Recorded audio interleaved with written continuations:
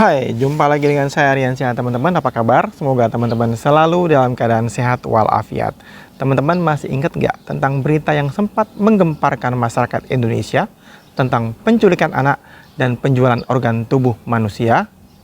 Berita ini sempat menggemparkan masyarakat Indonesia, tapi berita ini langsung diklarifikasi oleh pihak berwajib dan mengatakan bahwa berita itu adalah hoax dan disebarkan oleh orang yang tidak bertanggung jawab. Tapi sebetulnya apakah ada penjualan dan pencurian organ tubuh manusia di Indonesia? Oke, tanpa perlu basa-basi, let's get started the spooky talk.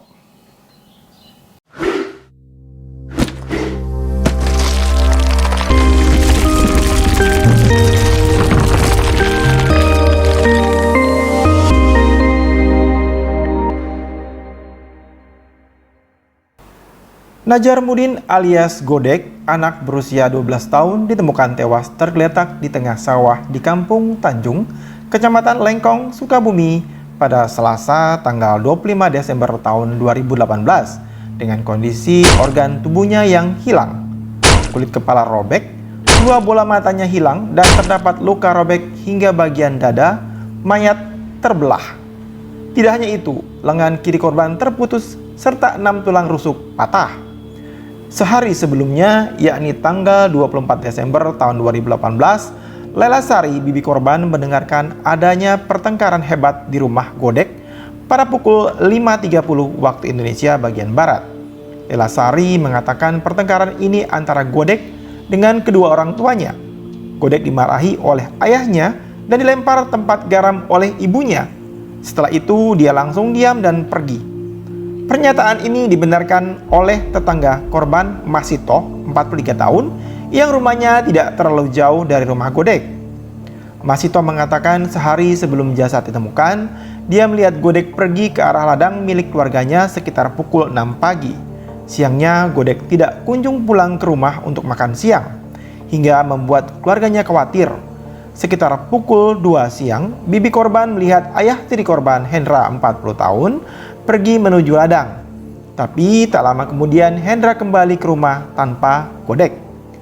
Sekitar pukul 4 sore, giliran ibunya mencari Godek dan sempat menanyakan kepada Asep Abdurrahman alias Ayep, dan dia menjawab tidak melihat Godek. Setelah hampir 24 jam Godek menghilang, anggota keluarganya, neneknya, paman, kakak, ibu, ayah tiri dan beberapa anggota keluarga lainnya mencari keberadaan Godek. Nenek korban yang mengurus Godek dari kecil mendapatkan firasat kalau cucunya itu tak jauh dari saung tempatnya menunggu padi di sawah. Sekitar pukul 17.45, Ayep dan Ilham berhasil menemukan Godek tepat di sawah milik orang tuanya, beberapa meter dari saung tempat biasa Godek menjaga padi milik orang tuanya. Mayat tersebut ditemukan dengan kondisi sangat mengenaskan, kulit kepala robek, kedua mata hilang, bagian tubuh robek hingga dada, dan organ dalamnya ikut hilang misterius, dan anehnya pakaian korban masih menempel di tubuhnya. Padahal sebelumnya warga sudah mencari ke tempat itu dan di tempat itu tidak ada mayat. Salah satu tokoh masyarakat di kampung itu melaporkan ke pihak berwajib. Polisi langsung datang ke tempat kejadian dan melakukan pemeriksaan. Keluarga korban tidak mau membuat laporan tentang kematian Najarmudin dan mengatakan ini kematiannya hanyalah takdir. Kendati demikian, pihak yang berwenang terus melakukan penyelidikan. Kedua orang tua korban diperiksa, turut bersama 10 orang saksi lainnya. Keluarga dan beberapa warga meyakini Godek itu dimakan oleh binatang buas. Namun setelah hasil otopsi keluar, Godek bukan dimakan oleh binatang buas karena potongan yang terdapat pada tubuh korban itu sangat rapi dan profesional. Setelah kasus ini muncul ke media, banyak sekali yang mengatakan bahwa ini ada hubungannya dengan jual beli organ tubuh manusia. Namun ini hanya sebatas dugaan saja, karena belum ada bukti yang menunjukkan bahwa Najarmudin ini adalah korban jual beli organ tubuh manusia. Tak lama dari penemuan mayat tersebut, seorang saksi yang menemukan jenazah Godek, yakni Ayep, dikabarkan gantung diri di rumahnya. Kasus ini semakin sulit untuk dipecahkan dan hingga saat ini kasus ini belum terungkap. Siapa pelakunya? apakah ini ada hubungannya dengan sindikat pencurian dan penjualan organ tubuh manusia? Karena menurut ahli forensik, dengan melihat kondisi mayat korban dan robekan pada bagian perut serta organ-organ yang hilang itu, terlihat dipotong dengan sangat rapi dan dilakukan oleh orang yang sudah sangat ahli.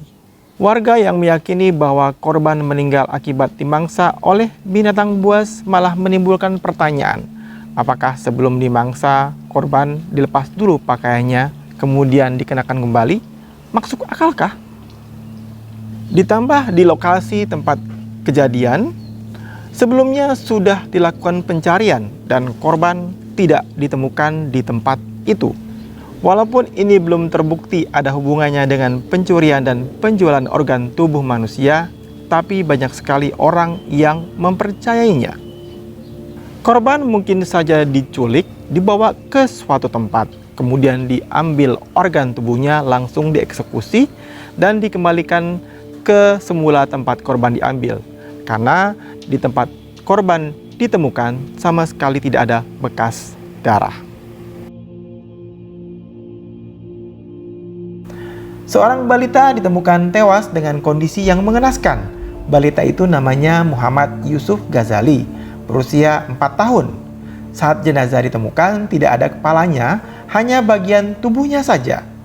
Jenazah ditemukan pada Minggu pagi 8 Desember 2019 dengan jasad tidak utuh, seperti tidak ada kepala, kaki, dan tangan terputus, serta tulang di bagian dada tampak tak berada di posisi normal. Dengan kondisi ini, jenazah langsung dibawa ke Rumah Sakit Umum Daerah AW Syahrani.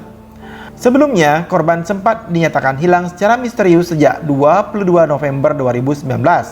Saat itu, orang tua korban menitipkannya ke PAUD Janatul Al-Fal di Samarinda, Ulu.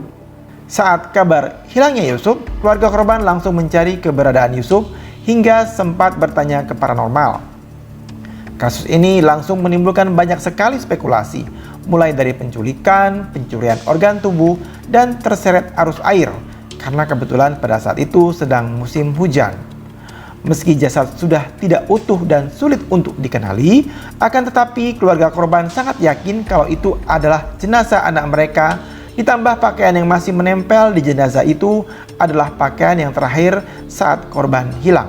Setelah dilakukan otopsi, akhirnya disimpulkan bahwa korban ini meninggal bukan akibat kekerasan, namun korban terjatuh ke parit yang tak jauh dari PAUD. Kondisi tubuh korban yang tidak lengkap dijelaskan bahwa itu terjadi secara alami karena pembusukan dan terurai di dalam air. Orang tua korban menerima hasil otopsi yang mengatakan bahwa anak mereka itu meninggal bukan akibat kekerasan. Kondisi korban selain kepala, organ tubuh lainnya seperti jantung, paru-paru, tangan, dan beberapa bagian tubuh lainnya dinyatakan hilang sampai saat ini. Akhirnya, polisi menetapkan pengasuh PAUD, ML dan SG sebagai tersangka karena kelalaian mereka. Walaupun masih banyak sekali berita yang beredar tentang kematian balita ini, akan tetapi orang tua korban lebih memilih percaya hasil otopsi yang mengatakan bahwa anak mereka meninggal bukan akibat kekerasan, akan tetapi akibat terjebur ke dalam parit dan terseret arus yang kencang, sehingga menyebabkan anggota tubuh balita itu tidak utuh dan organ tubuh yang hilang tidak pernah ditemukan hingga saat ini. Terlepas dari hoax atau tidaknya berita tentang pencurian dan penculikan anak atau manusia, kita tetap harus waspada. Jangan sampai kelalaian kita dapat menimbulkan malapetaka. Oke teman-teman, sekian sudah video saya kali ini tentang penculikan dan pencurian organ tubuh manusia. Semoga video tadi dapat menambah wawasan teman-teman semua dan membuat kita lebih waspada. Sebelum saya tutup video saya, jangan lupa untuk subscribe channel saya Riansyah Official, berikan komen dan like. Sampai jumpa.